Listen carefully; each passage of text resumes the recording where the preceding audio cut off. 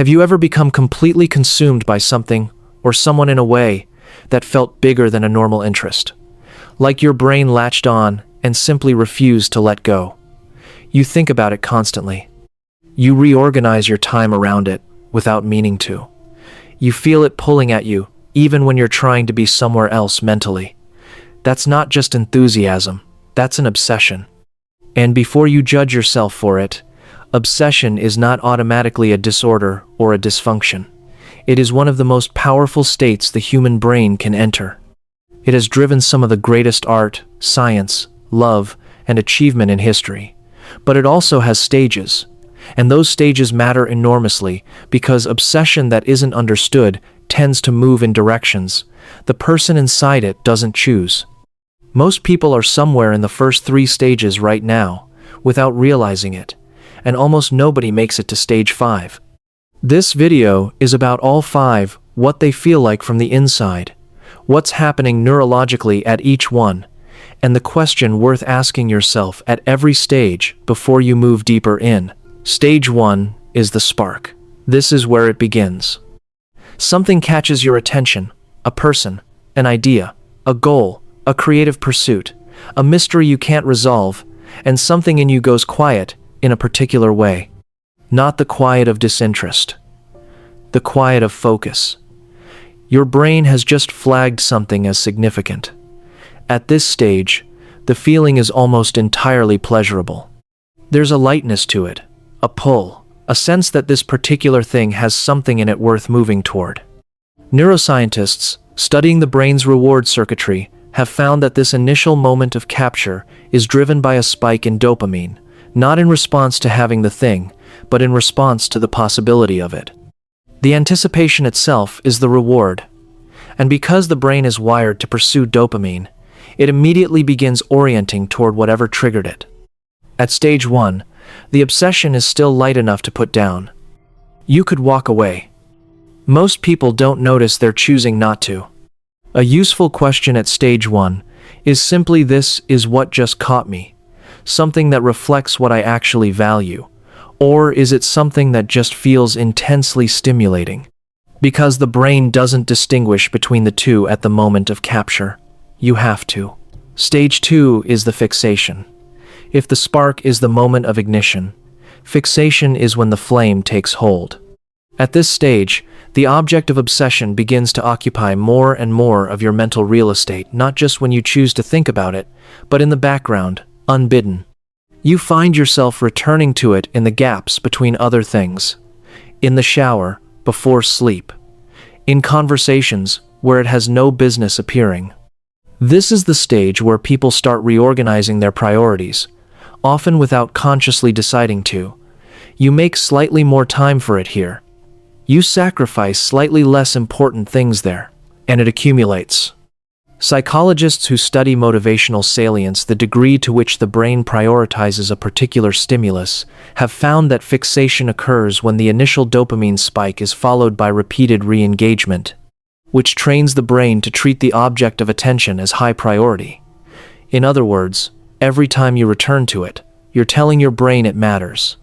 And your brain, being the extraordinarily responsive organ it is, begins to agree. The feeling at stage 2 is still mostly pleasurable, exciting, energizing, full of possibility. But there is a new quality underneath it, a faint restlessness when you're away from it, a sense that other things have become slightly less vivid by comparison. Stage 3 is immersion. And this is where most people stop, not because they choose to stop, but because this is the stage that feels like arrival.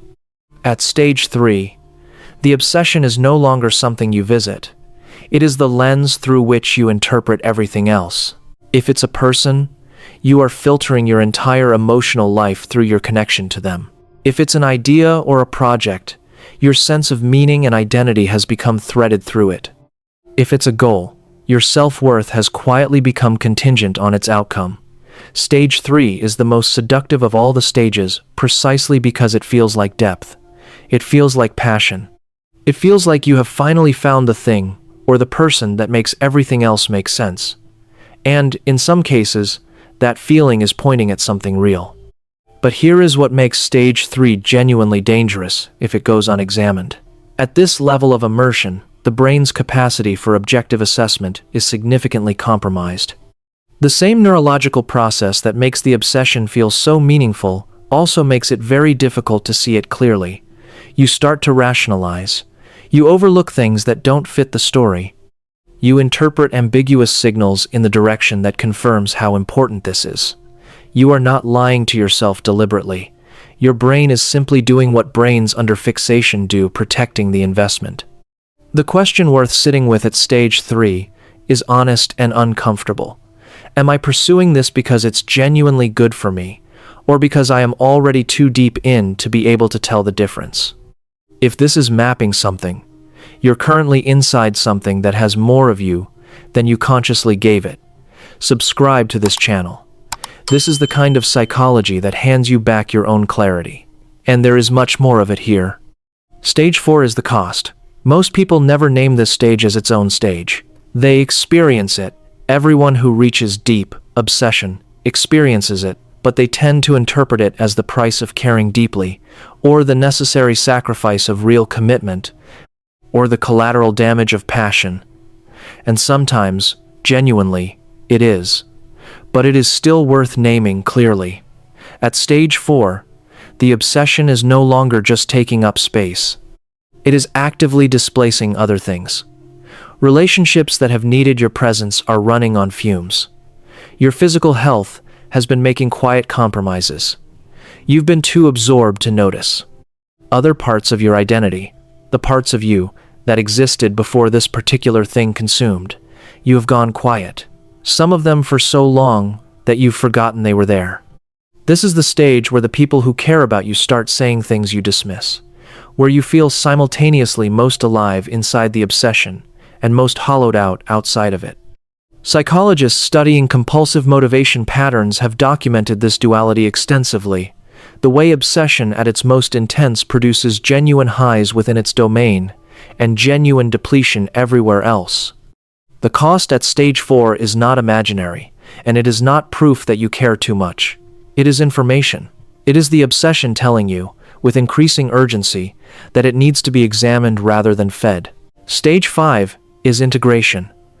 And this is the stage almost nobody reaches, not because it's impossible, but because reaching it requires something that obsession, by its nature, resists. It requires you to consciously reclaim authorship over something your brain has been running on autopilot. Integration does not mean ending the obsession. It does not mean caring less, or achieving less, or loving less. It means bringing the obsession into a relationship with the rest of your life rather than letting it consume the rest of your life. It means asking what this thing is actually for, what it's giving you, what it's costing you, and whether those two things are in a ratio you would consciously choose if you were choosing clearly. At stage 5, people who have been obsessed with another person begin to distinguish between genuine connection and anxious attachment. People obsessed with a goal begin to separate their worth from the outcome. People obsessed with an idea begin to use it as a lens, without losing themselves inside it entirely. Integration is not the death of passion. It is what passion looks like when it is mature enough to coexist with a whole life rather than replace one. Here is the thing about obsession that psychology keeps returning to.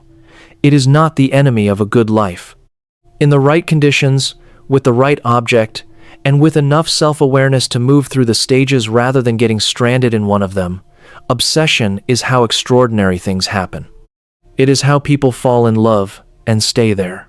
It is how artists make work that outlasts them. It is how scientists stay with a question long enough to answer it.